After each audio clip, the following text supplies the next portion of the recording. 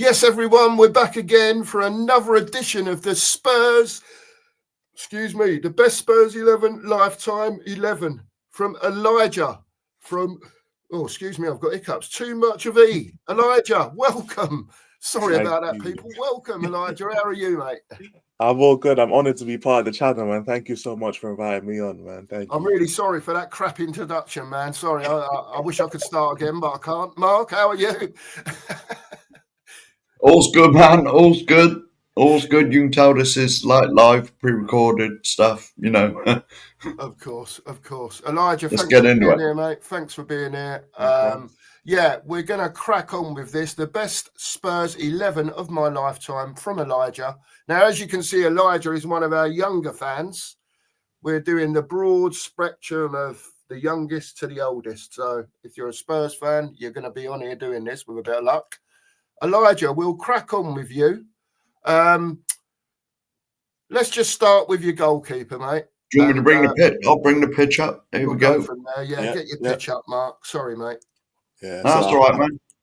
I want to reiterate to people, because some people don't know my age, or they'll take a guess. I'm only 22, so a lot of this team is going to be Poch era onwards. Okay, so don't get mad because some of people's favorite footballers might have not made or they definitely didn't make the list. This is just my lifetime. I want to get that in there. But but that's part of the rules, man. That's part of the rules. That is very true. Start with goalkeeper. I don't think there'll be too much pushback, but Hugo Lloris. Nice one. Not too much pushback. I think none of the defense will really get too much pushback, to be fair. Starting at the number 2 spot, so the left back position is going to be Danny Rose. Again, I don't think it'll be too much pushback. Yeah, that's a good choice, man. Yeah. Easy. Yeah. Reece and Rose, I'll tell you what, they're going to be in a lot of in a lot of older people's as well. Yeah. I'd hope so. Yeah, both centre backs. This might cause a little bit of it might be a controversial pick, but by the both centre backs, I'm going with the Belgian men, man, Vertonghen and Alderweireld. There. I know people will say Ledley King.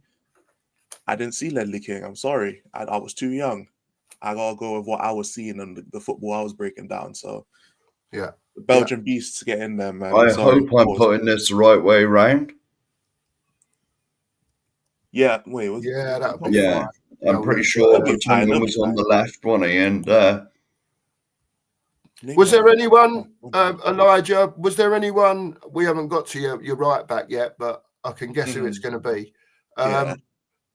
Was there anyone when you was looking at your back line and you thought to yourself, "Oh, I don't know, I want to put him in. I've seen him," or whatever? Or was it just this is your 4, and this is what you had in your head, and that was it?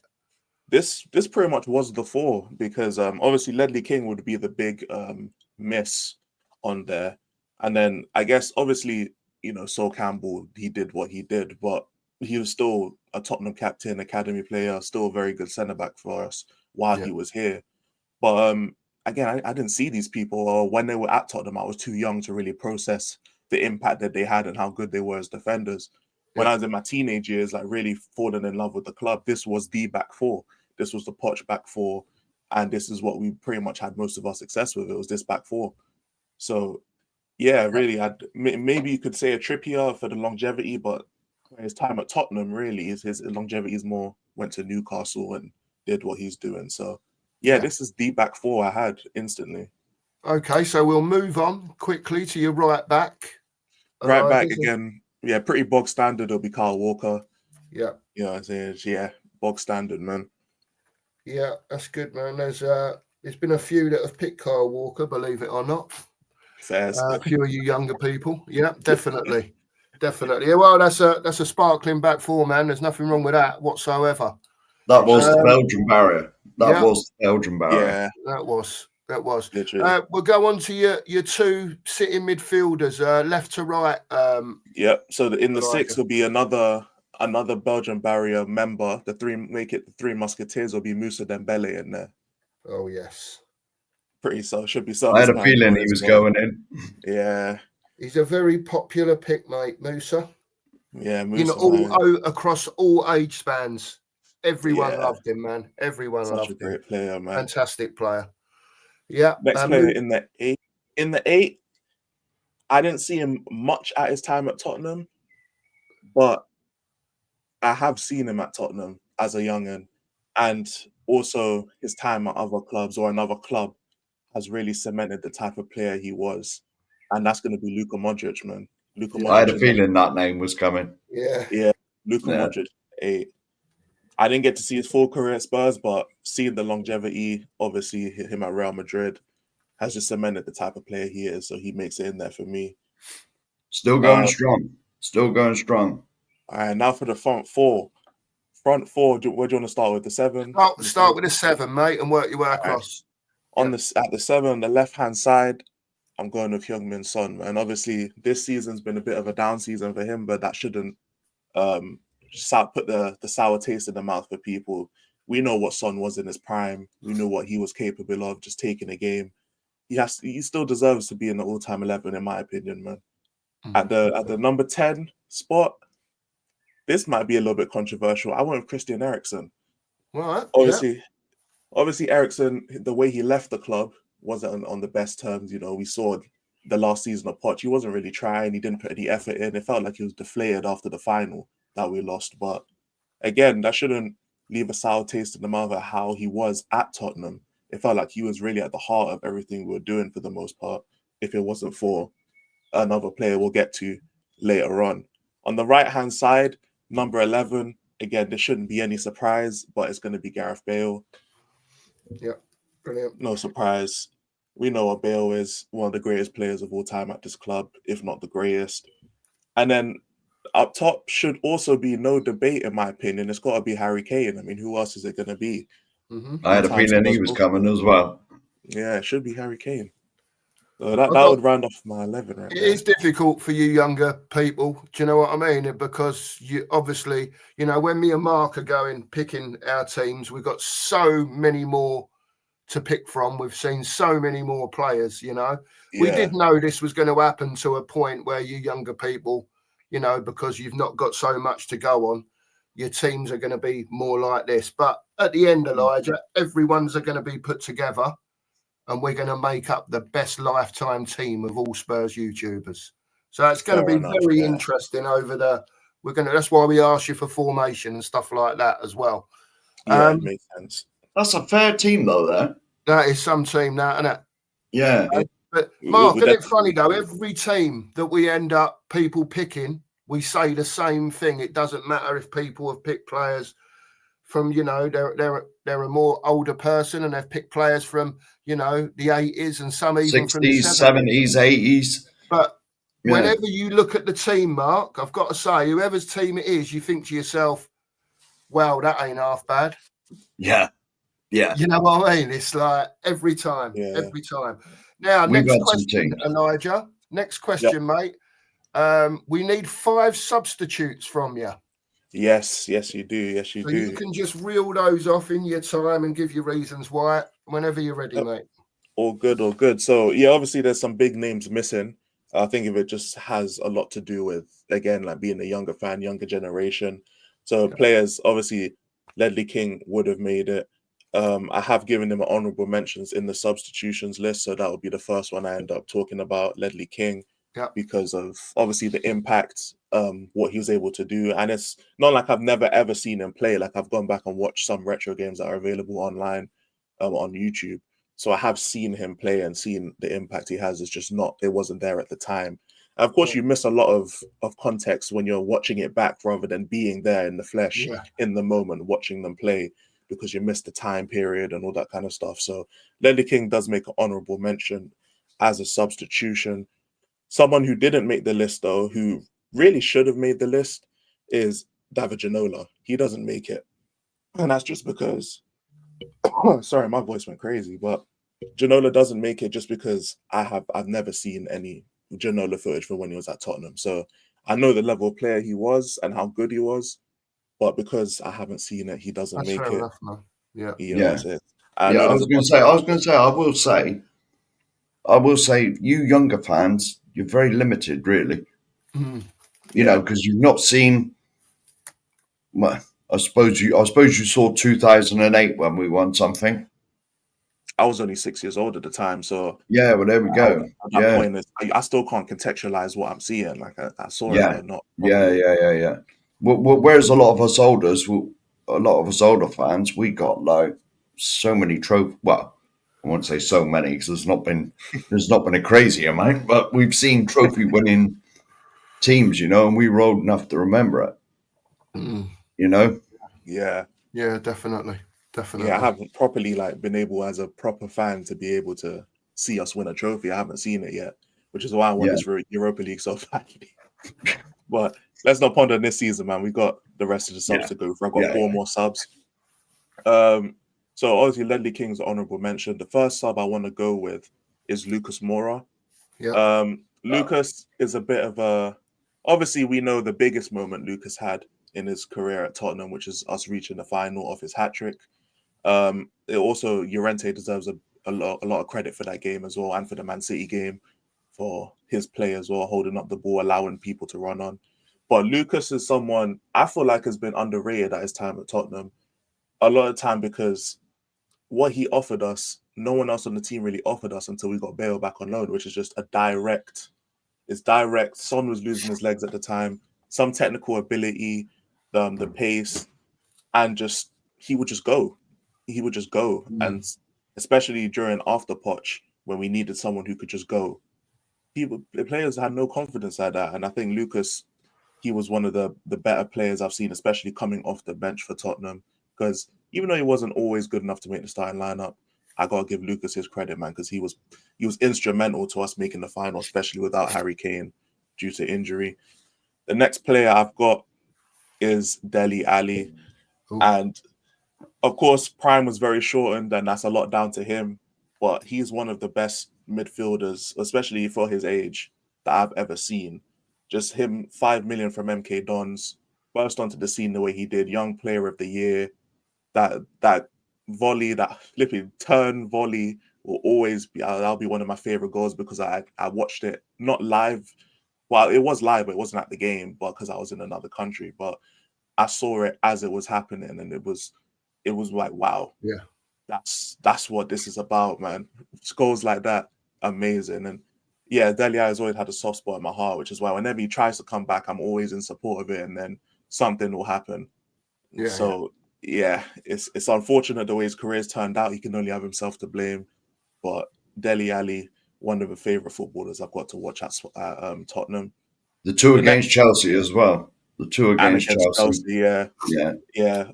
Dele Alli great. really could have been one of the best midfielders in the world, man, for real. Next one, this is similar to what my explanation for Modric, and it's Dimitar Berbatov. Not someone I saw a lot at Tottenham, but I have watched him at Tottenham. I have gone back to watch footage of Berbatov at Tottenham. And when I was growing up and getting into football, he was kind of in that left Tottenham to go to Man United kind of phase. Now, obviously, I was still young and I was still growing up into it, but the way he could control a football felt like not real. It felt like a football, like FIFA, pretty much. It felt like FIFA. He could control anything. His finishing was insane. His dribbling was insane. Like he was such a good. And for someone who felt really slow or looked really slow, like watching him, his dexterity and his agility was crazy. And just going back to watch him, it kind of just verifies everything I ever felt about Berbatov. Like this guy is just too good. You saw it in the Legends game. You saw it in the Legends in game. the Legends game, another one, yeah. Someone pinged the ball and he just plucked it out of the air. Literally, it verified everything I ever thought about Berbatov. Yeah. So even though, again, didn't see too much of him at Tottenham, I have gone back to watch footage. Plus, I've seen him at Man United growing up as well. He was just a standout baller. And the last player I have, now he doesn't really make the all-time 11. He doesn't. But I cheated a bit because this player, obviously Bale first cemented my interest in Tottenham as a club. But this player, even though he's not of the ilk of anyone I've ever mentioned in this video so far, he's the person that has gotten me like a diehard Tottenham fan. And you're going to laugh when you hear this, and a couple of my friends know this already. It's Andros Townsend. Okay. And Andros Townsend has no business being in this list. I already know this. But he is the person that got me into Tottenham, as when Bale was like, okay, I like Tottenham a lot. Bale played for there, but the club is actually pretty nice. Andros Townsend took that 50% to 100%. And I'll tell you why. There was an England game Townsend was playing with. He was playing on the right-hand side. I forget who they were playing, but Townsend made a move. He started just sprinting back down the wing. I was like, damn, he's quick. And this is me at like 13 years old. Dribbles past a couple players, cut inside, and whipped it. But it hits the crossbar. But at the same time, I'm like, that reminds me of Gareth Bale. So I look for this player. I'm like, Townsend, let me go look him up. I look him up, and I actually end up watching like a little compilation of Andros Townsend. Now, obviously, he's not at the level of these players, but the fact he also played for Tottenham, maybe retune into Tottenham games, and then watching the season. I think it was especially the season when I think we finished second to Chelsea. They were about to be unbeaten, and we had beaten them 5-3 at the Lane. Townsend scored a penalty in that game as well. And even though, he didn't get the love at Tottenham and he didn't have like a long stint here, it was him and his play and the way he reminds me of Bale, the way he just, the determination from him wherever he went, even after that, to go to Crystal Palace as well, score basically the goal of the season there as well. I think he had this little stint in Luton before they got relegated as well. Just the determination from Townsend, and me just being awestruck of the way he played, even if it was for moments at a time. He really cemented my love for Tottenham. So he makes it as a little honorary member in this list, but that rounds out my 5 subs as well. Excellent, mate. Excellent. Great choices that you've made there. Great explanations. Now, right now, hang on a minute. Are we happy? Yeah. Are we happy with? I was getting there, Mark. I was getting there. All right. Sorry, mate. I was getting there, mate. Elijah, are you happy with your formation? Man, I'm happy. You don't want to change anything? No. Once it comes off the screen, it's done. That's it. It's done, man. I'm locking in. He's locking You're locking it in. Right. There you go. Locked in. Brilliant. Fantastic stuff. I thought you were going to go on to the other question, man. This is all the joy. Me and Mark just get confused about everything we're doing. He thinks I'm doing something else. Brilliant. Right, Elijah, we've got 2 more questions for you concerning your team. We're asking these to everyone. So the first question is, of your 11, who would be your captain? Captain. I know. I guess it would have to be Lloris, just because he was the captain while we're in our kind of run. If I couldn't give it to Lloris, the first person I give it to is Jan Vertonghen, because Vertonghen also basically had that kind of leader role as well. If there was ever a co-captain, it was Jan Vertonghen. But, you can give it to who you like, mine. Just because Lloris was the captain of the time, you can pick who you like. Yeah. Okay, if I'm just picking who I like, it'll be Jan Vertonghen for me, because he's, as much as Lloris is a leader, Vertonghen, in my opinion, is just as much of a leader. He was there for a very long stint as well, so he'll have the respect of everyone. Plus, he was a damn good footballer as well. Versatile, was playing at left back as well in his 30s when he's a natural centre back. He played left back against Dortmund as well to see us through that tie. He was really the difference maker as well. Scored that game as well, didn't he? And scored 2, to take us past Dortmund into the semi-finals, or the quarterfinals, the Champions League. Someone who could really do it all, man. He wasn't quick, but he had a good acceleration, good burst of speed on him. Amazing defender as well. And Vertonghen would take my captain spot, man. Fair dues, man. Fair dues. Great choice. One more question, Elijah. Who is the manager of your lifetime Spurs 11? I got a feeling I know. Yeah, you're probably going to end up knowing, since half the players in the team are part of his team. But for now, it's going to have to be Pochettino. Now, one thing I will say is that I'd have to really think about it if Ange wins the Europa League. Only because, even though I think Ange is not on the level tactically of pretty much any manager I've seen at Spurs at this point, if he does win a European trophy, he did succeed where Poch failed. So that's one thing I'll have to consider. But the best manager I've seen as a Tottenham fan has been Pochettino, so he would take the manager role for me. Yeah, we well, I think we guessed that was coming anyway. Yeah. Elijah. But yeah, let's as of filming, Spurs are in the semi-finals of the Europa League, so we'll see what happens. Playing Nottingham Forest this evening. Elijah, that's great stuff. Thank you so much for coming on. Please make sure, everyone, to get over to Elijah at Too Much of E. Sub to him. He's putting stuff out there in the Spurs community. The link will be in the title. Yeah, the link will be in the title. Or the description. One of the two. Please make sure you subscribe to the 2 Marks. Make sure you hit the notification bell as well, because there's going to be plenty of stuff coming out shortly. Thanks so much, Elijah, for giving us your time to do this today. We really appreciate it. No problem. As always, come on, you Spurs. The 2 Marks Show, don't need a dressing